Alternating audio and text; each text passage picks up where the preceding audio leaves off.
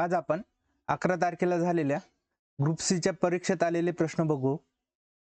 तर इथे पहिला प्रश्न आहे, दोन क्रमागत विषम संख्यांच्या वर्गातील फरक 112 आहे, तर त्यापैकी लहान संख्येचा वर्ग किती? आता इतकं तर आपल्याला माहिती आहे, विषम संख्येचा वर्ग हा विषम संख्याच असतो। नाही इथे मला समसंख्या दिसते, इथे समसंख्या दिसते, म्हणजे हे दोघं ऑप्शन उत्तर राहू शकत नाही। इथे हा 625 मला 25 चा वर्ग दिसतोय आणि 625 पेक्षा थोडासाच मोठा हा 729 दिसतोय, ज्याच्या शेवटच्या स्थानी 90, मग नक्कीच हा 27 चा वर्ग असेल। आता जर आपण 25 लहान संख्या मानली तर 25 चा वर्ग 625 आणि त्याच्यापेक्षा नंतर येणारी विषम संख्या मोठी 27 असेल। तर या दोघांच्या वर्गातला फरक चेक करूया। इथे शेवटच्या स्थानी 2 दिसतोय, इथला एकक स्थान चेक करू, इथे 5 आहे 9 आहे, यांची जर वजाबाकी केली तर आपल्याला 4 मिळेल। तर 4 मिळतोय, इथे 2 आहे, म्हणजे 625 उत्तर राहू शकत नाही, मग उरलेलं ऑप्शन 2 आपलं उत्तर असेल। आय होप तुम्हाला प्रश्न समजला आणि आपण कशा प्रकारे सोडवला तेही तुम्हाला समजलं असेल। अशा पद्धतीने जर आपण अप्रोच केली तर आपल्याला लागणारा वेळ हा नक्कीच वाचू शकतो। चला पुढचा प्रश्न बघू। पुढचा प्रश्न आहे, सरळ व्याजाने 5000 रुपयांची रक्कम 3 वर्षात 5600 रुपये होते। जर व्याजदरात 3% वाढ केली तर याच मूळ रकमेचे 3 वर्षानंतर किती रुपये होतील? 5000 रुपये 3 वर्षात 5600 होत आहेत, व्याजाने दिलेत। आता त्यांनी व्याजदरात 3% वाढ केली आहे, किती वर्षांसाठी? 3 वर्षांसाठी, म्हणजे टोटल 9% होत आहेत आणि त्यांनी मूळ रकमेचे किती रुपये होतील विचारलंय। मग जर आपण 9% व्याजदर यात मिळवला तर आपल्याला एकूण रक्कम मिळू शकते। आता 5000चं 9% कसं काढणार? कॅल्क्युलेशन अवघड होईल। मग 100चं 9% किती होतील? 9। त्याचप्रमाणे मग 1000चे किती होतील? एक 0 वाढवला 90 होतील आणि 10000चे 900 होतील। आता 10000ला हाफ केलं तर 5000 येत आहेत, मग इथे पण 900चे हाफ करून घेऊ। 900चा हाफ 450, मग 450 याच्यात ऍड करतो। 0 हा 5, 6 4 10, वर हातच्याला 5 आणि 1 6, 6050 ऑप्शन 4 आपलं उत्तर असेल। तर अशा प्रमाणे आपण कमीत कमी कॅल्क्युलेशन करून आणि सोपी कॅल्क्युलेशन करून हा प्रश्न सोडवला। पुढचा प्रश्न बघू। पुढचा प्रश्न आहे, एका संख्येची 4 पंचमाश ही त्या संख्येच्या 60% पेक्षा 10 ने जास्त असल्यास ती संख्या कोणती? आता 4 पंचमाश म्हणजे 5 पैकी 4 आणि 60% म्हणजे किती? 100 पैकी 60। जर आपण याला सोपं रूप दिलं तर इथे 5 येईल खाली आणि इथे 3 येईल।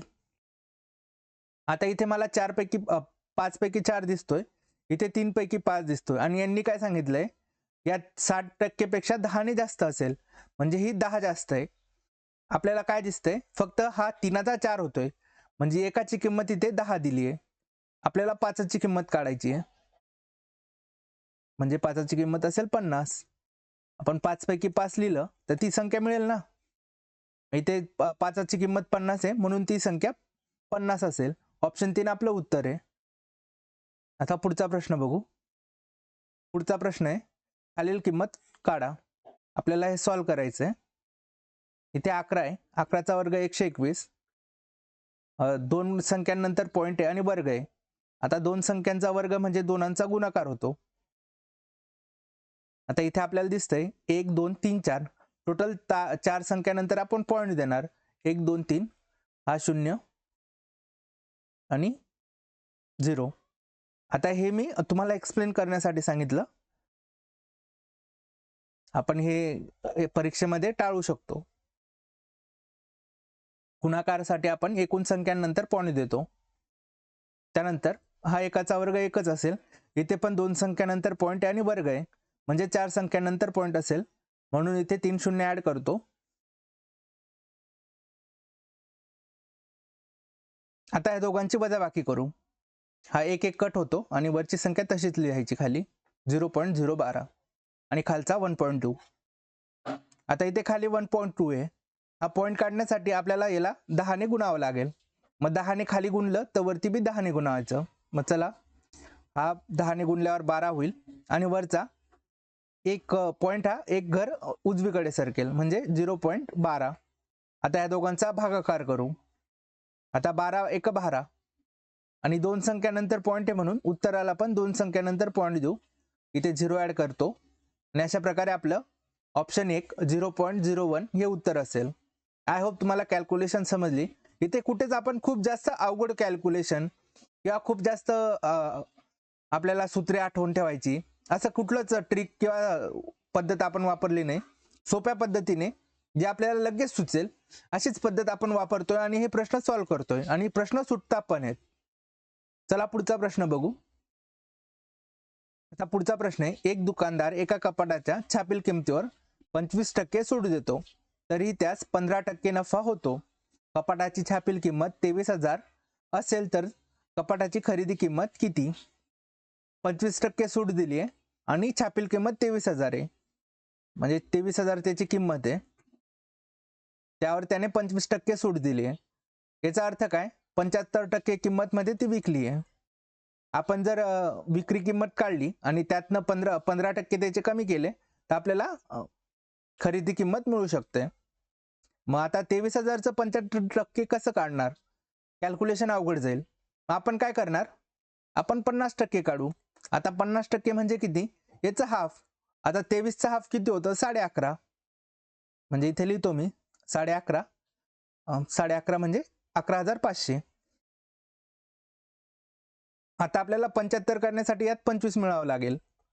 आता 50चा हाफ म्हणजे 25%. मग याचं पण हाफ करू. 11चा हाफ 5.5 आणि 500चा हाफ 250. 5.5 म्हणजे 550, 5,500 आणि हे 250, 5,750. मग इथे लिहितो. आता ह्या दोघांची बेरीज करू. जसं हे 50 आणि 25 75%, तसं इथे 75%, 0 5 हा 7 5 12, एक हातच्याला 5 आणि 1 6, एक हातच्याचा 7 आणि हा एक तसाच, म्हणजे 17,250 ही त्याची विक्री किंमत असेल. आता आपल्याला बघायचंय, आता इथे मला ऑप्शन 2 ला 20,000 दिसते. आता 17,250 तर त्याची विक्री किंमत आहे, त्यापेक्षा मोठी खरेदी किंमत राहू शकत नाही, म्हणून ऑप्शन 2 आणि ऑप्शन 4 18,000 हे पण कट झालं. आता उरतात 16,000 आणि 15,000. आपण 16,000चे 10% काढून बघू आणि त्यात ऍड करून बघू. जर याच्या जवळपास संख्या येत असेल तर आपल्याला समजेल की हेच उत्तर असेल. आता 16,000चं 10% कसं काय काढणार? जसं आपण 100चं 10% 10 असेल त्याचप्रमाणे 16,000चं 10% 1600च असेल. आता यात जर ऍड केलं 16,000चे 17,000 होतील आणि हे 600, तर 17,600 याच्यापेक्षा मोठा होत आहे, म्हणजे ही त्याची खरेदी किंमत राहू शकत नाही, नाहीतर तो लॉस मध्ये गेला असता. आणि इथे त्यांनी नफा सांगितलाय, म्हणजे याचं उत्तर ऑप्शन 3 राहू शकतं. हे ऑप्शन पण एलिमिनेट होतं, या आपण आधीच कट केलेत. उरलेलं एकच ऑप्शन उरलं होतं 15,000. मग 15,000 त्याची खरेदी किंमत असेल. आय होप तुम्हाला ही कॅल्क्युलेशन समजली असेल आणि आपण कशा पद्धतीने अवघड कॅल्क्युलेशन एलिमिनेट करून सोप्या पद्धतीने उत्तर काढलंय. चला पुढचा प्रश्न बघू. पुढचा प्रश्न आहे, स्पंदनने 120 पानांच्या एका पुस्तकाचा 6 पैकी 3 वा भाग वाचला असेल तर त्याने त्या पुस्तकाची किती पाने वाचलेली नाहीत? आता 6 पैकी 3,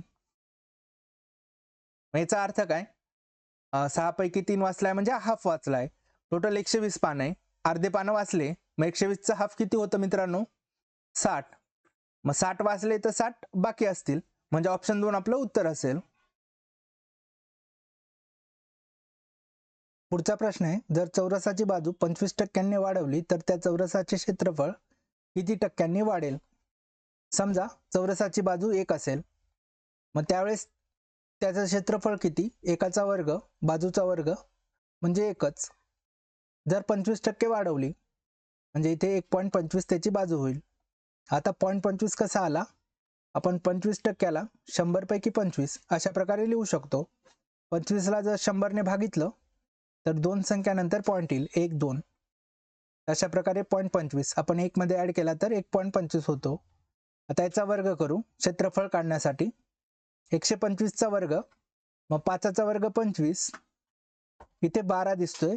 12 नंतर येणारी संख्या 13, या दोघांचा गुणाकार करू. 13 10 130 आणि 13 दुनी 13 आणि 13 26, 26 6 3 आणि 2 5 आणि 1 156. इथे 156 लिहायचं. हा झाला 125 चा वर्ग. दोन संख्यानंतर पॉईंट आहे आणि वर्ग आहे, म्हणजे 4 संख्यानंतर पॉईंट असेल.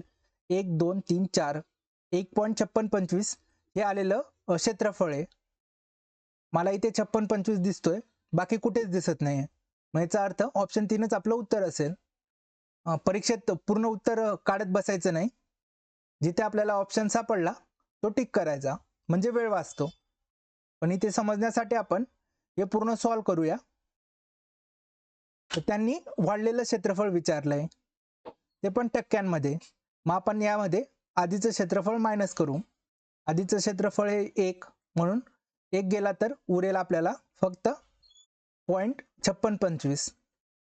टक्क्यांमध्ये कन्वर्ट करण्यासाठी 100 ने गुणाकार करू. 100 ने गुणाकार केल्याने 2 झिरो आहे, म्हणून पॉईंट हा 2 घर उजवीकडे सरकेल, म्हणजे उत्तर येईल 56.25, जे की आपण आधीच टिक केलंय.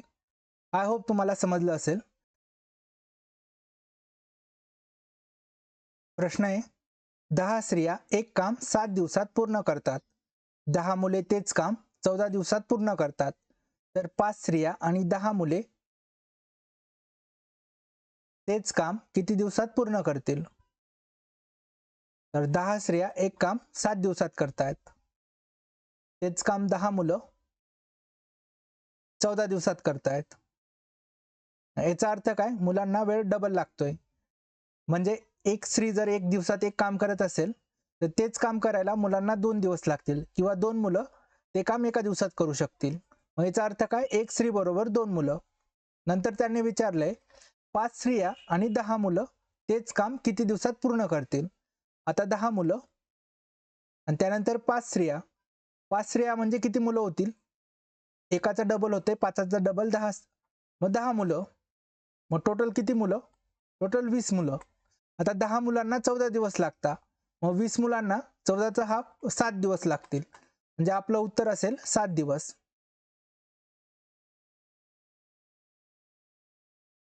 पुढचा प्रश्न आहे, राम, श्याम व जॉन यांचा 5 वर्षापूर्वीच्या वयाची सरासरी 16 वर्ष होती, तर 5 वर्षानंतर त्यांच्या वयाची सरासरी किती होईल? आता या 3 जणांच्या वयाची सरासरी दिली आहे, म्हणजे प्रत्येकाचं वय 5 वर्षापूर्वीचं 16 वर्ष, आजपासनं 5 वर्षापूर्वी. त्यानंतर त्यांनी 5 वर्षानंतर त्यांच्या वयाची सरासरी विचारली आहे, म्हणजे प्रत्येकाचं वय 5 वर्षानंतर.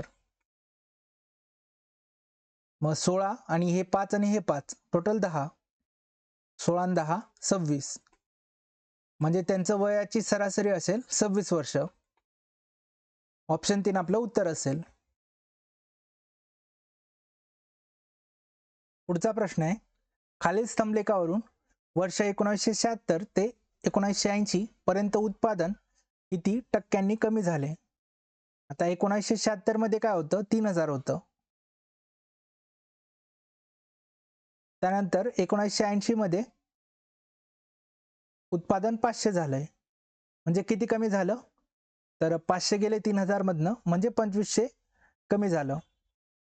आता ह्या 3000 ला आपण 100 मानू, 100%, म्हणजे किती कमी झालं ते आपल्याला समजेल. आता 3000 ला 100 करण्यासाठी याला आपण 30 ने भागतोय. 3000 ला जर आपण 30 ने भागितलं,